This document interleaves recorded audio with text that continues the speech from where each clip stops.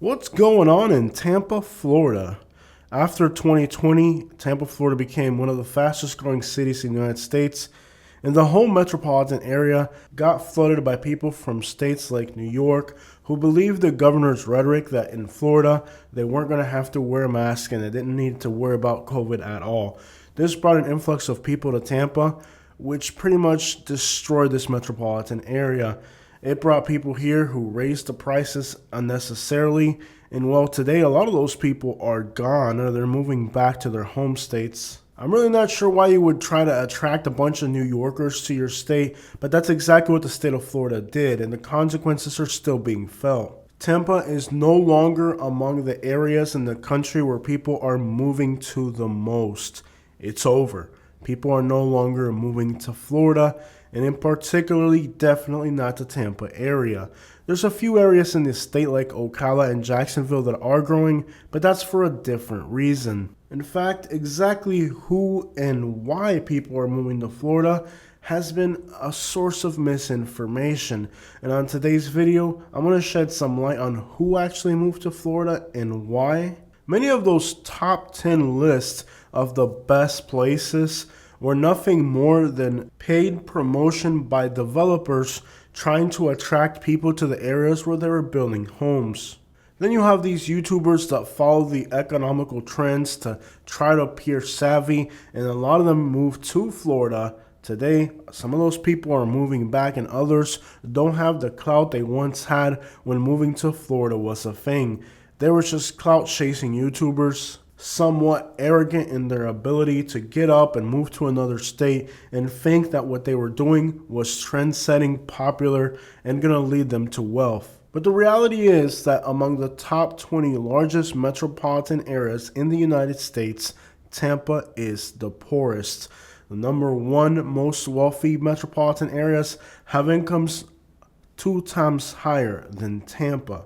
So when you're looking for a good job in a large metropolitan area, Tampa was, and will continue to be the worst option possible. Now, there was one YouTuber who's always told you guys that the reality of living in this part of Florida wasn't what they were drawing it out to be on the internet. But of course, I'm not a trend-setting popular New Yorker who just moved to Florida. I'm a local upset at the economical hardships that the people here face, so my message was never popular during that era. Everybody looked at my YouTube channel as an outcast, somebody spreading information that went against the agenda that they had of getting everybody to move to Florida because it was a great place to live where everything was going to go great. But the reality today that we're seeing is that a lot of these people are simply leaving the state of Florida. Today, the streets of Tampa look fairly empty. Especially during the off-season, the reliance of this metropolitan area on tourism as one of the few inlets of income for the entire area means that there's a time of the year when Tampa resembles something like a ghost town. Now, Tampa has done some great things in attracting tourism to the area, a very diverse type of tourism. And this means that in the future, we can expect the city of Tampa and its metropolitan area to continue to grow in diversity. And when I say diversity, I mean like real diversity, people from every country on earth. But despite the efforts of the city, there's only so much they can actually do because after all, Florida is a, seasonal travel destination. And no matter how much they try to attract people from throughout the entire world to Tampa, during this time of the year, the city looks fairly empty. Now, people are still moving to the Tampa area, just at a far smaller scale. And on today's video, I want to explain a few things to those people that they need to know about the Tampa area, because it seems that they really don't understand the city they're moving to. Misinformation was at the forefront of getting all these people to move to Florida during the days of COVID. In fact, many of the YouTubers proclaimed that the future of Florida was great, that the incomes were going to rise, and that this was going to become an economical powerhouse. Hard to believe it a few years down the road when you look around and see a city that's practically empty. All the while, the real reason why the state of Florida saw an increase in population was never addressed by any of these YouTubers. At the time, there was an influx of wealthy Venezuelans that were coming to the United States, and they were the ones that were buying up most of the real estate. Unfortunately, today, the Venezuelans that are coming now are not this wealthy elite group. As has always been the case in Florida, the first wave of migrants from a country in turmoil are the wealthy, the affluent who set up businesses, buy homes, and go on to live very productive lives. But when it comes to the Venezuelan migrants, that wave is long gone, and the new wave that's coming now isn't as desirable. And many of the people moving to Florida now are coming from different states: Pennsylvania, Maine, Iowa, states that have lower foreign-born populations. And there's a level of ignorance related to these individuals and not understanding the area they're moving to. As you guys know, I do Uber drive as a part-time job on the side, and it gives me a great window into the people that are visiting our area and the people that are moving to our area. And one of the most misinformed things that they're going through now is, just like with COVID, there was misinformation about Florida. Well, there continues to be misinformation about Florida today, and that's what I want to address on today's video. Just like people were misled during COVID, today there's a lot of media misinformation going around as well, in particular revolving around migrants. Now, the United States is a country of migrants. People migrated from Ireland and England and Scotland and Wales to the United States. Everybody here is a migrant of some sort. But the media continues to, demonize recent arrivals with a lot of misinformation. And it's important for you to know that Tampa is a Hispanic city. It's been that way since its initiation. Just like the New Yorkers were misled about the economical prospects of living in Tampa, and today many of them are disappointed or leaving.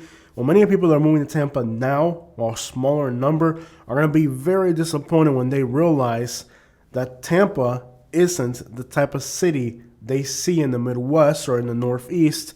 Tampa is a Hispanic city at heart. The oldest families in the area are Hispanic. The historic districts are Hispanic. Tampa even has a section of the city, a small block, that is considered to belong to the country of Cuba. Cuba's founding fathers, like Jose Marti, lived in Tampa. In other words, Tampa is deeply entrenched in Hispanic culture. The only segment of Tampa's population that is growing is the Hispanic population. Today, 26% of the population in Tampa is Hispanic. Now, when you compare Tampa to other large cities in the United States, Tampa isn't in the top 5% of cities, but it's definitely in the top 10 to 15% of American cities.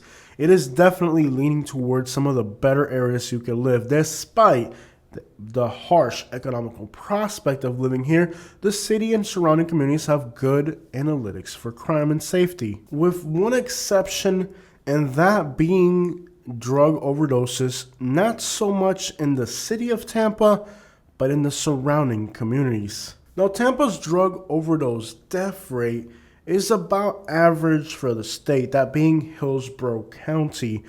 The white population here is almost 2 times as likely to die from an overdose than the Hispanic or black population.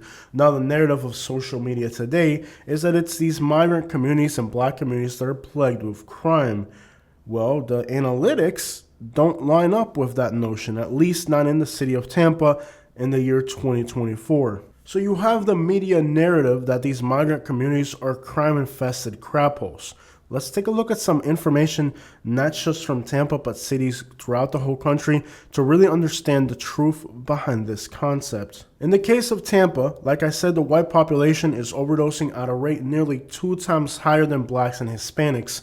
So the onslaught of the drug addiction in the Tampa area is happening to the white population. But when you step outside of Hillsborough County and look at the surrounding suburban communities, Pinellas, Pasco, and Manatee, you'll see that the problem is even more highlighted in those counties. As you inch towards the suburbs of Tampa, Pinellas, and Pasco, you'll find that the white population in those counties is 3 times more likely to overdose than other races, at a rate of over 60 per 100,000.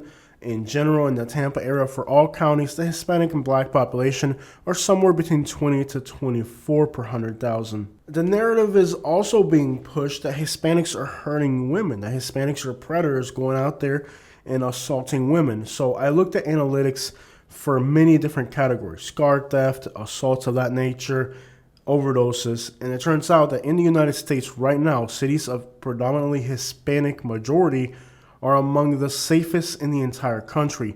Now, YouTubers like The World According to Briggs are telling people that the reason why these Hispanic cities have lower crime rates is because Hispanics refuse to talk to law enforcement. Now, here's the problem with that theory. Drug overdoses cannot be faked. Homicides cannot be faked. If somebody gets killed, yeah, the law's gonna be involved in some way or another. Nobody ends up dead on the side of the streets. That's a homicide and doesn't get labeled as a homicide. The same thing can be said about drug overdoses. Car thefts. If your car gets stolen, you're definitely gonna report it to the police. It's not one of these crimes where, you can say, oh, if I don't report it, it didn't exist. No, these are types of crimes that if they happen, they're getting reported. Basically, it's all a sack of crap. Hispanic cities in the United States are the safest in homicide, drug overdose, assaults of that particular nature. And this isn't just a Florida thing, it's across the entire country.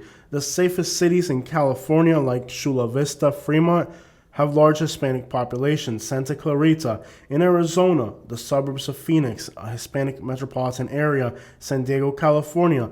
Hialeah, Florida, which is believed to be 98% Hispanic, is the 10th safest city in the United States by homicide rate. Austin, Texas. El Paso, Texas. Anaheim, California. San Jose, California.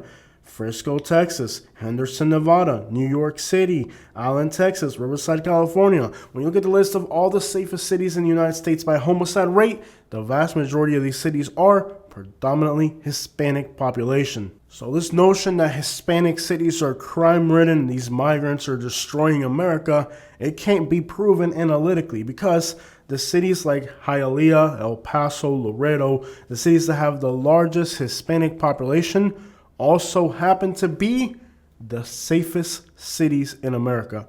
And in not just one category like homicides and drug overdoses and assaults to females of that nature, so on, Hispanic cities are the safest cities in America. Now, among the 100 most populous cities in the United States, when it comes to homicide rate, Tampa came in at number 59. In other words, it's on the lower half of the spectrum. So here's a few cities that are safer than Tampa. Number 58 is Minneapolis. Number 38 is Los Angeles, California, with a homicide rate of 7 per 100,000. That's considerably less than Tampa at 10 per 100,000.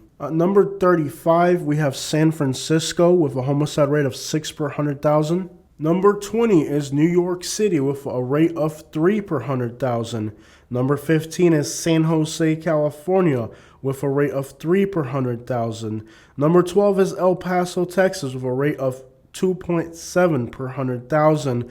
Number 10 is Hialeah, Florida. That's that city in Miami that's 98% Hispanic. Well, they happen to be the 10th safest large city in the country with a homicide rate of 2.5 per 100,000. And really, when you get to the top 10 safest cities by homicide rate, only Boise, Idaho is a predominantly white city. The rest have large Hispanic populations that drag down the homicide rates for these cities, making them the safest cities in the country. Now, those real-life analytics stand in stark contrast to the misleading information that Fox News and other news networks put out there about predominantly Hispanic cities. They want to demonize these communities, and they repeat it so much that people believe that these are real facts and analytics. But if you just sat down and studied some real facts and analytics, you realize that Hispanic cities are among the safest in the country. Now, despite Tampa not having the lowest, on the bottom half of that list when it comes to homicide rates, overall, when you look at every other category of crime and weather and beaches and living quality in general, you can say that Tampa is still among the top cities you want to live in, at least as a metropolitan area. But beyond just the crime and safety aspect, culturally, percentage of the population, Tampa is a Hispanic city. Today, the western half of Tampa is the city's most Hispanic area. The eastern half of the city is black, and the southern half of the city is white. Now, overall, the metropolitan area is predominantly white, but we're talking Pasco County and Pinellas County as well as Manatee County. So the city core has a large Hispanic and black population, but as you head into the suburbs, it becomes whiter. And in that case, St. Petersburg, which is part of the Tampa metropolitan area, Pinellas County, is the largest white area in Florida. It's very nice, very safe. Downsides being a huge drug overdose death rates, lots of registered offenders, and probably the worst thing is that because it is incommunicated, it's kind of on a peninsula, it has nowhere to grow. And this has led to much of the growth in the Tampa area being forced towards the suburbs on the eastern side of the metropolitan area. Areas like eastern Hillsborough County, northern Manatee County, and off into Pasco County.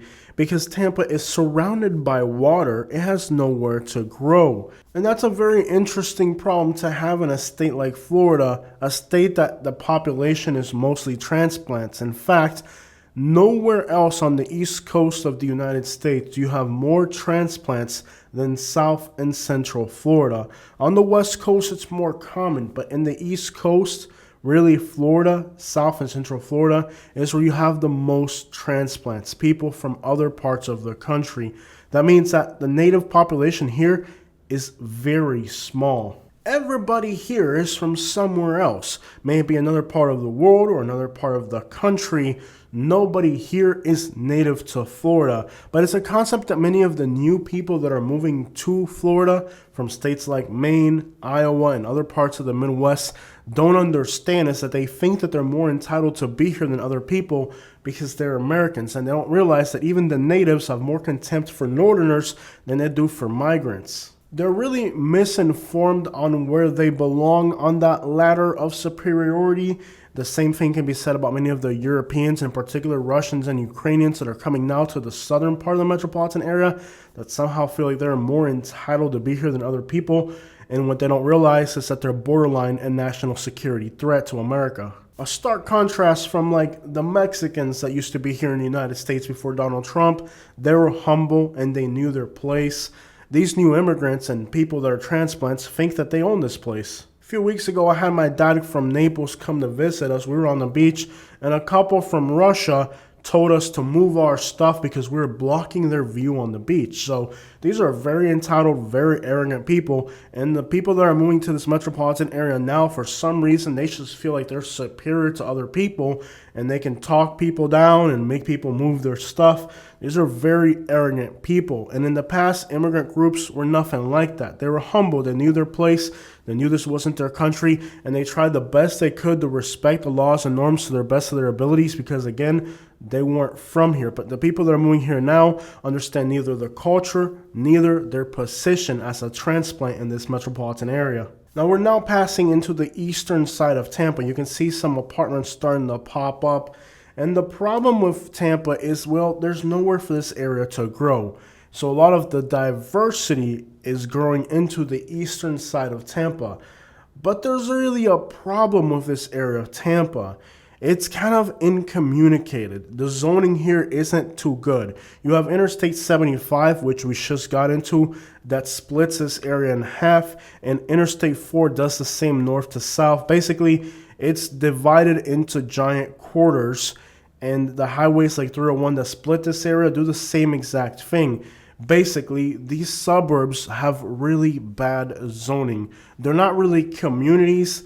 They're suburbs that are split up by highways, and it creates somewhat of a zoning nightmare for the growing and expansive, more diverse suburban areas that are growing in the Tampa area. Many years ago, when suburbs grew, they were predominantly going to become white. It was the whites who lived in the more affluent suburbs, but today it's actually the Hispanic minorities that are moving into the suburbs, and the suburbs of Tampa are becoming even more diverse than the city itself. Now, when you look at Tampa, it's 20% black, 26% Hispanic, so you're thinking it's already a diverse city, but they're segregated. Okay, the city of Tampa is segregated. Now, the suburbs are not segregated. Thus, despite the fact that the suburbs by percentage have less minorities, but they're all living in the same neighborhoods. In other words, Yes, the city of Tampa is by percentage more diverse, but those people are segregated to be only around their own people. But when you get into the suburbs, everybody's mixed, and thus it gives the suburbs an impression of being more diverse than the city of Tampa, even though by percentage it isn't. Furthermore, a lot of the Europeans identify as white, thus the white population isn't just white. You have Italians, Portuguese, you have a lot of South Africans now. You have just this diversity of people who claim white as their race, but they're not your traditional American whites. You have Ukrainians, Russians. All those people are going to say that they're white. They're going to analytically be white, but they're not going to be white. The same thing can be said with blacks now. Blacks, you're starting to see a lot of Haitians. Haitians are black, but they're not exactly American. They're Latinos. They're not Hispanics, but they are Latinos because they're from Latin America. So Tampa feels more diverse and cultured in person than what it looks like on paper. Even more, along the beaches, the white population, areas like St. Petersburg. St. Petersburg used to be a complete crime home many years ago. Today, St. Petersburg is actually fairly desirable. It's changed a lot. The crime rates have reduced. It's dealing with that overdose problem, but other than that, their homicide rates are fairly low. So you have to understand that the white population that's moving to South Tampa along the beaches to Pinellas County is a very different white population than the white population in the suburbs. They're just completely different. For all practical purposes, these are two totally different groups. But analytically, they're all classed in as white because white by race is the way analytics are tracked in the United States, but they're really different groups. I mean, if you were to compare the white population in Tampa to the white population in the outskirts, you'll see that the ones that live in the city or along the beaches are more propense to have higher incomes, less propense to be addicted, so on, so on. This is all analytical, but a little confusing because they're just classed as white. So to summarize what we've learned on today's video, the Tampa area is no longer growing like it used to be. People are moving to Tampa, but a lot of the growth now is coming internationally, and transplants that continue to move to Florida, not at the same rate as they used to and from different places in the country. These transplants are going to struggle to understand that historically Tampa was under the Spanish flag, not the English flag, and that many of the historic buildings and founding fathers of the city were Cubans and Italians, and that they are culturally the history of the city. A lot of these individuals that are now transplants don't realize that they're the ones who don't understand the culture of the place. They're the ones that are out of place, and they're going to have a learning curve to understand the history and the actual ethnicities that founded this city. Of the 20 largest metropolitan areas in the United States, Tampa happens to be the poorest.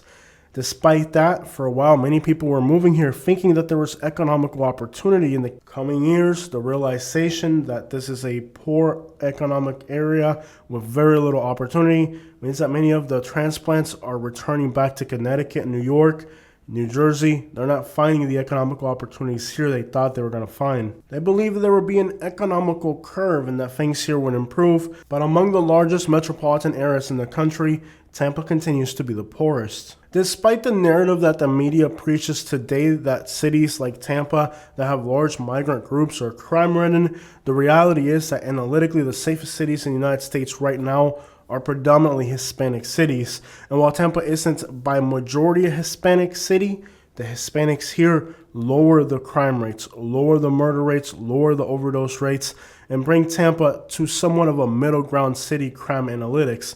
If these migrant groups were all of a sudden to leave and just leave the local native and transplant population that is U.S. born, Tampa's crime analytics will look fairly bad because these groups actually lower the crime analytics. And this isn't an opinion. If you look at analytics, you'll see Hialeah, Laredo, El Paso, all of the large Hispanic cities in the country, among the 100 largest cities in the country, the ones that are majority Hispanic are also the safest in all categories. And that includes forcible assault.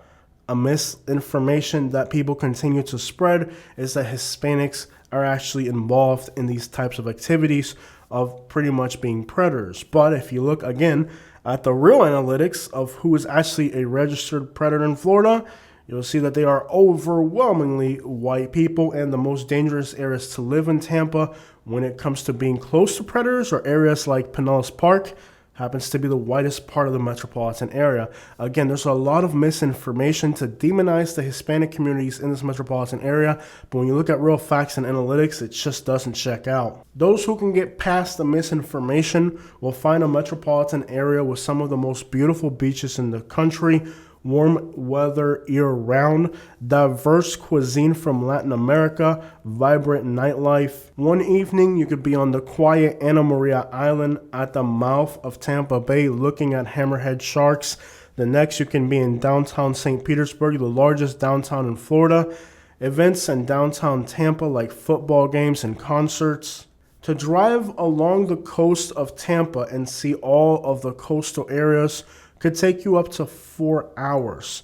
Those are all the beaches that you can enjoy, from Honeymoon State Park all the way down to Sarasota. If you position yourself in the right part of this metropolitan area, you could easily be within an hour of dozens of beaches, some of them rated the best beaches in the country, like Siesta Key, Clearwater Beach.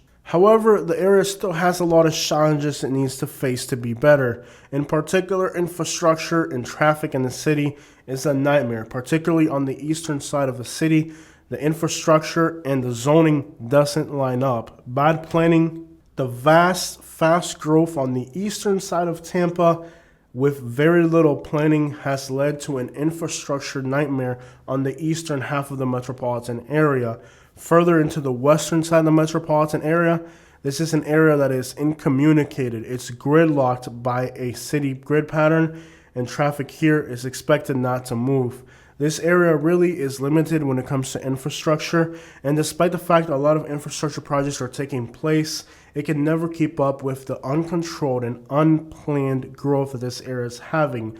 Some parts of the metropolitan area, for example, Lakewood Ranch on the southern end, the roads were built before the structures came in, before the communities came in, but that's a rare exception. Predominantly, the problem that Tampa is facing is that as it's grown, there hasn't been an effort to organize the planning and the growth of the area, and it's led to just a random amount of roads in all random directions, and driving 5 miles away can take 20 minutes during rush hour traffic. And in some particular areas like Riverview, going 5 miles could mean as much as an hour. It just is an unplanned nightmare. The area grew, people moved into these suburbs, but the highways didn't make sense. And this nightmare of planning, or the lack of planning for growth, has led to Tampa having just a very dysfunctional grid pattern. But within that, you have unique communities that have developed all next to each other with their own identity. Dunellen, Clearwater, St. Pete Beach, Tampa, Ybor City. The list goes on and on with all of the unique communities that exist within Tampa Bay that, while within proximity to each other, are culturally unique experiences. Tarpon Springs, Greek. Ybor City, Cuban, Armenia, Colombian, and Cuban. Ybor City, Italian. Wimauma, Mexican. South St. Pete, Black. Around downtown St. Pete, you have a hipster scene. Downtown Tampa, in the southern side of Tampa, you have an elite, wealthy class of people that live in neighborhoods like Hyde Park. Very elegant coastal communities. The diversity of different types of neighborhoods and cities in Tampa can also be attributed to the fact that these cities are infrastructurally segregated from each other. Apart from large cities like New York City, Houston, and San Francisco, Tampa isn't quite at those levels of diversity, but for being what it is, there is a lot of different things to explore in this metropolitan area. Different cities, different communities, and different experiences, both architecturally and in the cuisine and culture. While Tampa doesn't appear to be as diverse as other large cities, it has enough to give it its own flair, its own life, and Tampa really is a unique city culturally, unlike anything else in the United States. For being on the East Coast and in the South, Tampa is a relatively safe city. Crime concerns here are far less than in other areas in its region. Because it is a coastal community, people are always going to live here, especially during the winter. That, combined with miserable incomes that the area has, It doesn't seem like the logical place for young families to move to unless they already have attached to them large incomes that are transferable. For the most part, people are going to places today that are more affordable, areas that provide a better economical package. Sure, their overall incomes might not be that great, but the cost of housing is more affordable. The cities people are actually moving to today are places like Myrtle Beach, Ocala, Houston, Greenville, Charlotte, Raleigh, Phoenix, Knoxville, Jacksonville, Asheville, Boise, Portland, Nashville, Atlanta, Johnson City, Tennessee, Huntsville, Alabama, Delaware, Orlando, Savannah, Georgia, Greensboro, North Carolina. People are looking for areas that have a little bit of nature, a little bit of scenic beauty, but also some type of affordability. People are leaving the most expensive areas like Los Angeles, San Francisco. Miami is number 3, okay? And a lot of people leaving Miami are moving to Central Florida. That creates a problem for a city like Tampa. But the list goes on. Austin, Texas, which, by the way, is a place people were moving to a few years ago. Well, people are leaving Austin, Texas. Now, I went to Austin, Texas, and I said, hey, there's nothing here for you. This doesn't seem like a place I would want to move to, but people were moving there in huge numbers. Austin, Texas is now one of the places people are leaving the most in the country. Isn't that interesting? Santa Barbara, California for being expensive. Denver, Colorado for being expensive. Boston, Massachusetts for being expensive. Baltimore for crime. Hartford, Connecticut for being expensive. Portland has increased in crime. Fresno, California for crime. Bakersfield, California for crime. A lot of these areas that people are leaving now today are areas people were moving to the most. People made mistakes. People moved to places. They believed all the hype on social media, and of course, the media in general made people believe that they should move to certain states because of certain reasons. They're finding out now that they were being misled. It's interesting to see that some of the cities that people were moving to the most sometime back are now the city people are leaving the most today. They were definitely misled. They believe that if they leave the large cities that had high incomes, they can move somewhere else, continue making high incomes, and then pay less for housing.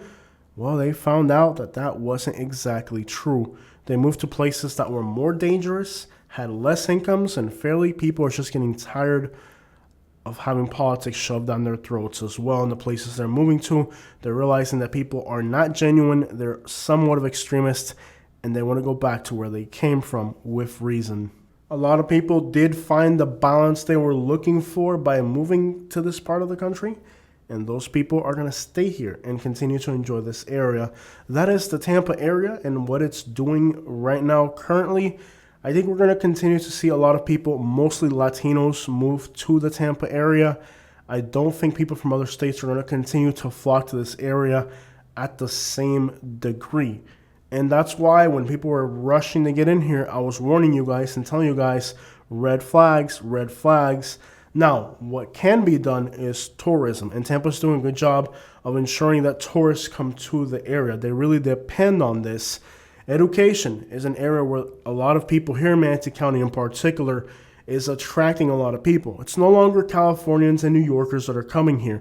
I'm starting to see a lot of students, mostly young people from Russia, Ukraine, India, so on, a lot of medical students, and these people could possibly fill the vacancies that were created during laws like SB 1718, where we saw floods of people come into the state, floods of people leave the state. The state of Florida is under the mentality that you can just get rid of the people you don't want. But what we're finding out is that these voids get filled in by other people, and the outcome is actually worse than the previous. So Florida has made a lot of mistakes, and people are starting to see that. Homicide and violent crime, as well as gang violence, is on the uptick here. Now, there was a YouTuber who told you guys, if you get rid of these migrant groups, you're going to have a new influx of gangs come into the area. Nobody believed me. Here we are today, dealing with an influx of gang violence. The media labels them as mass events. They're not mass events. They're gang shootouts, and they don't want to admit that that's it because, again, that proves them wrong to begin with. So lies and misinformation continue.